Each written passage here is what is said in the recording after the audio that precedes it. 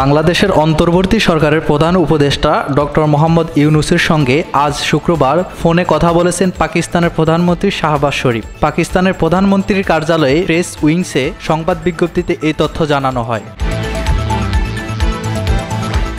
সংবাদ বিজ্ঞপ্তিতে বলা হয়, আজ অধ্যাপক ডক্টর মোহাম্মদ ইউনূসের সঙ্গে টেলিফোনে কথা বলেছেন পাকিস্তানের প্রধানমন্ত্রী শাহবাজ শরীফ। বাংলাদেশের অন্তর্বর্তী সরকারের প্রধান উপদেষ্টার দায়িত্ব গ্রহণের জন্য অধ্যাপক ইউনূসকে ফোন আলাপে অভিনন্দন জানিয়েছেন শাহবাজ শরীফ। বাংলাদেশের আর্থসামাজিক উন্নয়নে ডক্টর ইউনূসের অবদান প্রশংসা করেন পাকিস্তানের প্রধানমন্ত্রী।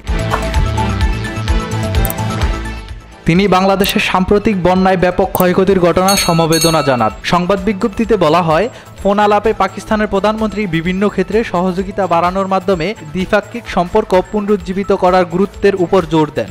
পাকিস্তান ও বাংলাদেশের মধ্যে ঐতিহাসিক ধর্মীয় ও সাংস্কৃতিক বন্ধনের কথা উল্লেখ করে শাহবাজ শরীফ বলেন, তিনি বাণিজ্যিক সম্পর্ক, সাংস্কৃতিক বিনিময় ও দুই দেশের জনগণের মধ্যে যোগাযোগ জোরদারের ব্যাপারে গভীর আগ্রহ প্রকাশ করেন। ফোন দেওয়ার জন্য পাকিস্তানের প্রধানমন্ত্রীকে অধ্যাপক ইউনূস ধন্যবাদ জানান বলে সংবাদ বিজ্ঞপ্তিতে উল্লেখ করা হয়।